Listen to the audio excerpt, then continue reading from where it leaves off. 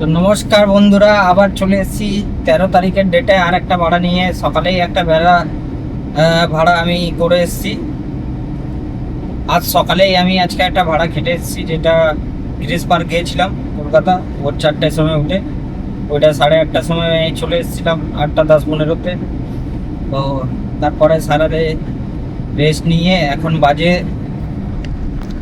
বাজে হচ্ছে 1:56, আর আমি বেরিয়ে পড়েছি এয়ারপোর্টের উদ্দেশ্যে। কিন্তু কলকাতা এয়ারপোর্ট না, আমি এখন যাব অন্ডাল এয়ারপোর্ট, যেটা দুর্গাপুর পেরিয়ে অবস্থিত। তো আজকের ইনকাম রেট আমার সব থেকে বেশি হবে।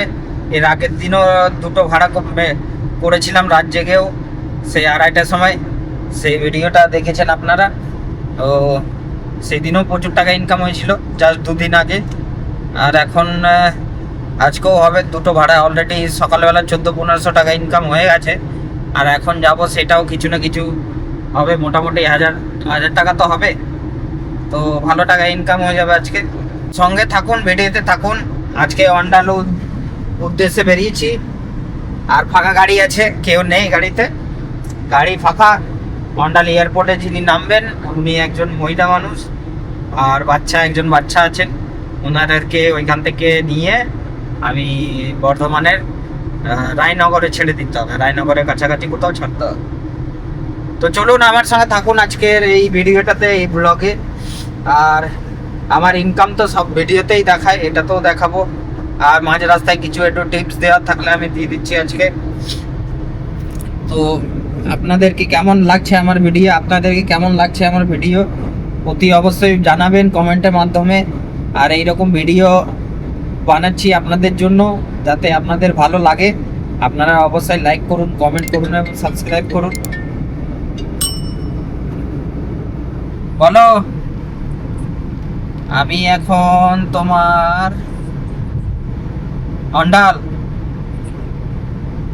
অন্ডালে কি ভাবলে কলকাতা চলে যাচ্ছি নাকি? ঠিক আছে, ঠিক আছে।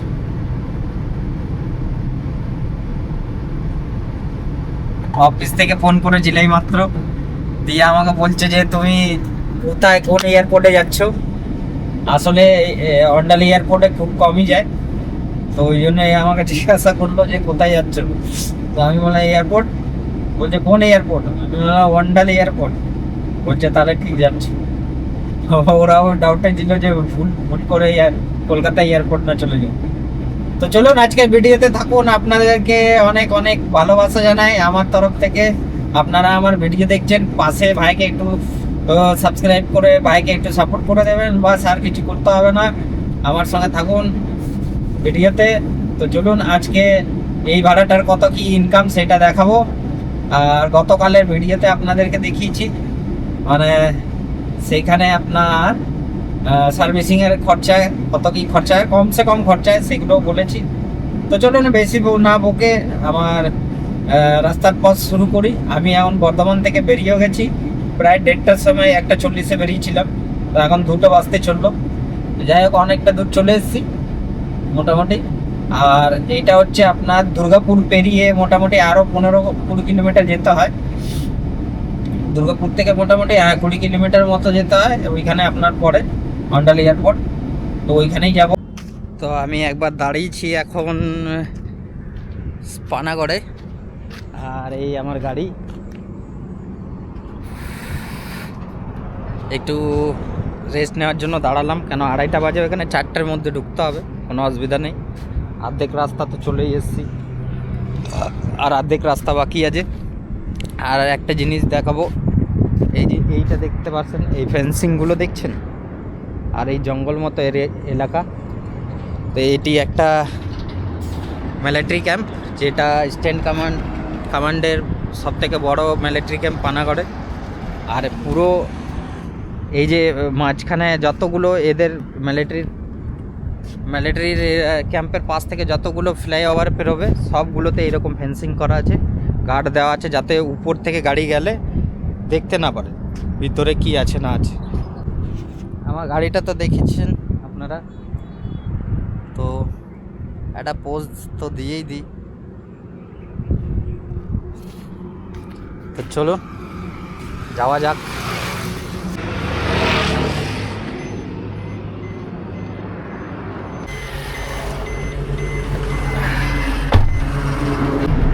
আর আমি এয়ারপোর্টের সামনাসামনি চলে এসেছি। বাজে 3টে নয়, 4টের মধ্যে ঢোকার কথা। আমি বেরিয়েছিলাম 1:40-এ, মোটামুটি ঢুকে গেছি। তাও একবার রেস্ট নিয়েছিলাম। আর ওই রাস্তার ওই পারে যেতে হবে আমাকে এখন, এখান থেকে ইউটার্ন নিয়ে। তো চলুন সামনে থেকে ইউটার্ন নেব।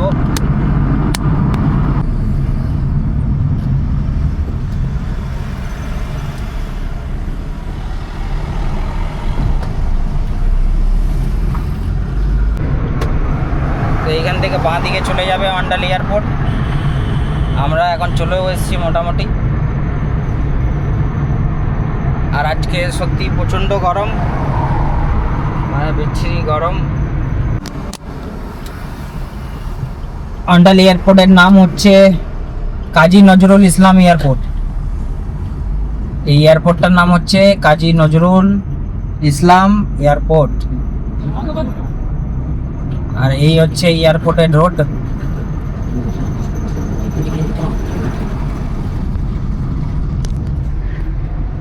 তো এয়ারপোর্টের রোড দেখুন কত ফাঁকা। দেখাই আপনাকে।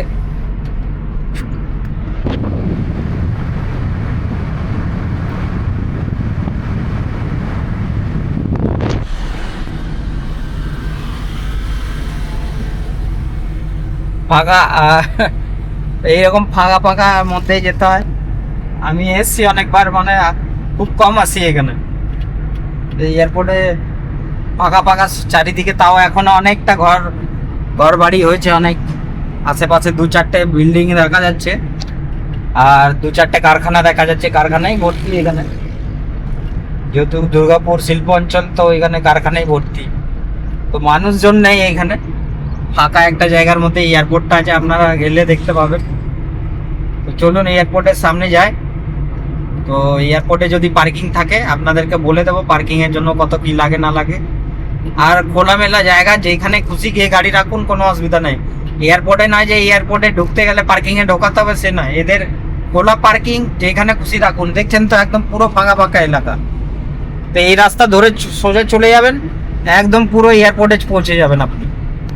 এয়ারপোর্টে পৌঁছে যেখানে খুশি, মানে যেখানে খুশি না, যেখানে এয়ারপোর্টের জায়গায় গাড়ি রাখার জায়গা রাখুন, কোনো অসুবিধা নাই।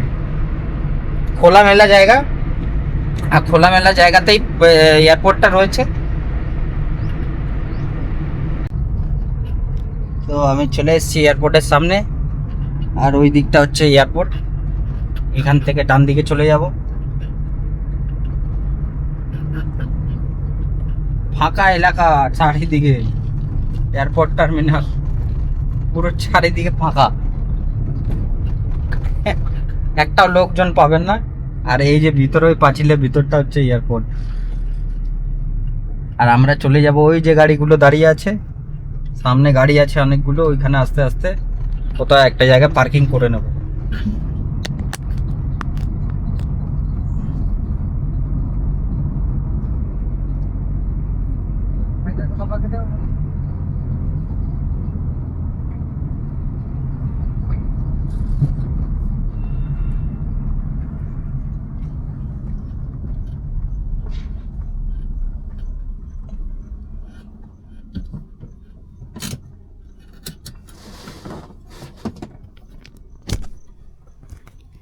চলে এসেছি এয়ারপোর্টে।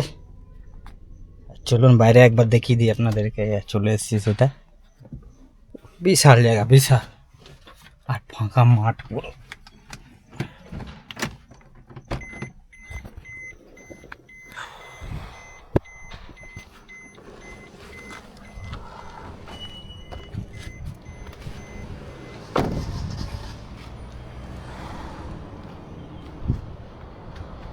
এই হচ্ছে এয়ারপোর্ট।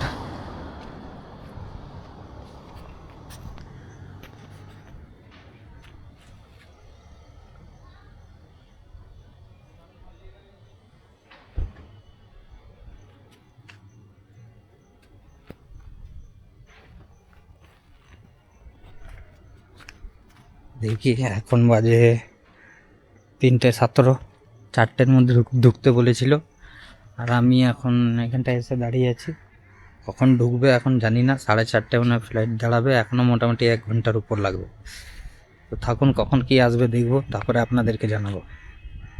এই দেখুন এখানকার পার্কিংয়ের টিকিট দিয়েছে আমাকে, আমার ভেহিকেল নাম্বার এখানে দেওয়া আছে, আর টাইম আছে আপনার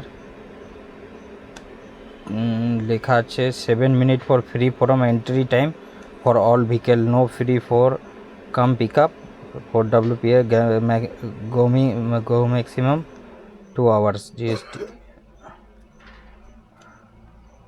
তো এখানে মোটামুটি পার্কিং লাগবে 60 টাকা ঘন্টায়, 4 হুইলারের জন্য।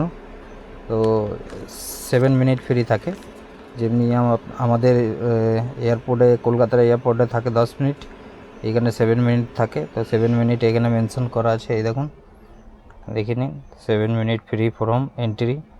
তো যাই হোক 7 মিনিটের পর 60 টাকা লাগবে, এখানে লিখে দিয়েছে 60 টাকা। তো পার্কিং চার্জ এখানে এতই লাগে। তো চলুন এবার বাইরে যাই একটু। তো পার্কিংয়ের জন্য এখানে পার্কিং করতে পারবেন, ভিতরে পার্কিং আছে। আর পার্কিংয়ে যে দেখুন সমস্ত রকম পার্কিং এইভাবে করতে হয়। তো মোটামুটি পার্কিং করে নেবেন এখান থেকে আপনার 7 মিনিটের জন্য ফ্রি থাকে, আর 7 মিনিটের পর 60 টাকা লাগবে। তো আপনাদেরকে দেখিয়ে দিলাম, এইখানে এই যে দেখুন পরপর গাড়ি দাঁড়িয়ে আছে। আর এই হচ্ছে এয়ারপোর্টের আপনি পাশে, এয়ারপোর্টের পাশে আপনার টয়লেটও আছে। যদি বাইরে কোনো ড্রাইভারদের যদি পেচ্ছাপ পায় বা বাথরুম পায়, তাহলে আপনার ঠিক এই জায়গাতে, এইরকম এয়ারপোর্টের একদম ডান দিকে পেয়ে যাবেন আপনি টয়লেট ইউজ করার জন্য। তো ওইখানে আপনারা করতে পারেন। আর এই হচ্ছে এয়ারপোর্ট, দেখতে পাচ্ছেন ছোট্ট একটা সুন্দর এয়ারপোর্ট, যেটা বেশি ক্যাপাসিটি নয়। এখানে ম্যাক্সিমাম দিল্লি, ব্যাঙ্গালোরের প্লেন নামে, বেশি খুব নয় সারাদিনে। তুমি সিট বেল্ট পরবে তো? দাদা ছেলেটা সামনে বসবে বলছো, অসুবিধা নেই তো? না না,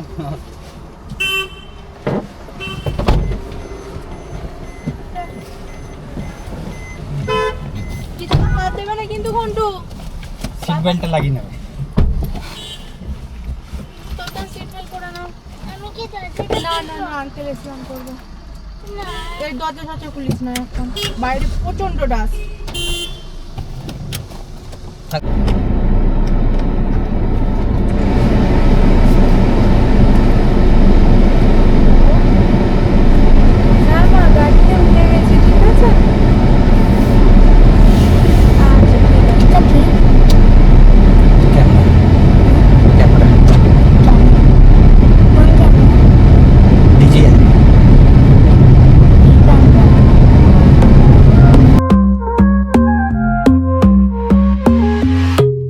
Baila conmigo bajo la luna, el ritmo calienta, siente la fortuna. De sol y fuego, pasión en la arena. Tu movimiento es pura candela. Fuego, fuego en el corazón. Fuego, mueve, mueve sin condición. La noche llama, siente la explosión. Fuego, fuego, nuestra canción. Sun-kissed bodies, dancing in the glow. Heat of the summer, letting it go. From the player to the disco lights, we keep it moving all through the night. সব কর। এই নিয়েছেন তো, সব ভিতর থেকে নিয়েছেন তো? ঠিক আছে, দেখবেন যদি কিছু পড়ে থাকে মন্ডালের ওখানে হ্যাঁ। দুটো ব্যান্ড, দুটো বাচ্চা হয়ে গেছে। আপনি আমাকে ওই ট্রলিটা দুতলায় তুলে দিন। ये फोन নাকি এটা এটা আমার ক্যামেরা। ক্যামেরা ফোন দিয়ে সর সর সর সর। হ্যাঁ সরছি বাবা হাতটা সরাও। আর কিছু আছে না দেখি কতখানি হয়েছে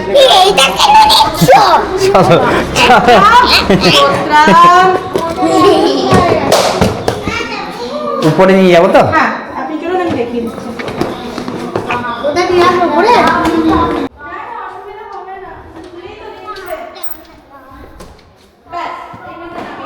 এই থাকবে, ঠিক আছে, টাটা টাটা। আসছি, আসুন। ভালো থাকবেন। হ্যাঁ, আবার যাবেন তো মনে রিটার্ন? ঠিক। হ্যাঁ, আমি আসিনি আগে, আমাদের গাড়ি, অন্য গাড়ি এসছে। অন্য গাড়ি তো সে কবে থেকে আসছে? হ্যাঁ হ্যাঁ হ্যাঁ, ভালো আছে। আমার বাড়ি এই কাছারি রোড, আগে যেখানে থাকতেন আমার বাড়ি। আসছি। হ্যাঁ,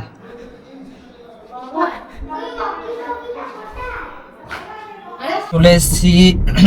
তা আমি চলে এসছি, আর আপনারা দেখলেন ওনাদের ব্যাগ গুলো ঢুকিয়ে দিলাম, কেন বাড়িতে বয়স্ক লোক ছিলেন, ওনার মা বাবা আর দুটো বাচ্চা, ওনার পক্ষে সম্ভব নয় ওটাকে চাপানো। আমি ধরে চাপিয়ে দিয়েছি, অসুবিধা কিছু হয়নি ওনাদের। আর খুবই গল্প করছিলেন আসার সময়, মোটামুটি অনেক কিছু জিজ্ঞাসাবাদ করলেন, এই করলেন। যাই হোক, কাস্টমার হিসাবে 10 to 10 দেবো, এমনি ভালো লাগলো কথা বলে। দুটো বাচ্চাকে নিয়ে এসেছিলেন, তামিলনাড়ুতে থাকেন।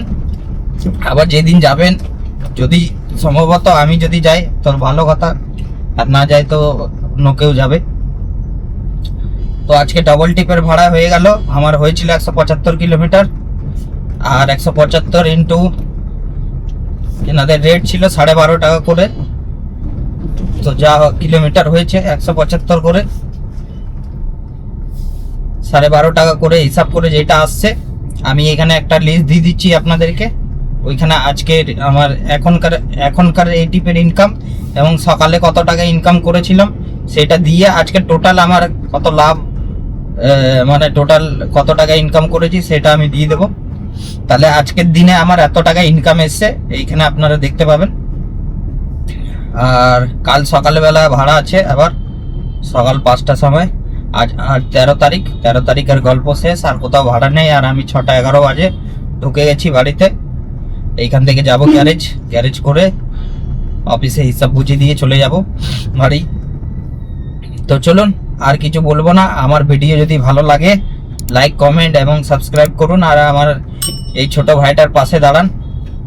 আর আপনারা ভালো থাকুন, সুস্থ থাকুন, এটাই কামনা করব। এবং এই বলে আজকে আমার এই ব্লগটি শেষ করছি। আবার নেক্সট ডে 14 তারিখের ব্লগে অন্য কিছু নিয়ে আসবো। তো চলুন, বাই বাই। আজকে ব্লগ শেষ করলাম এখানেই।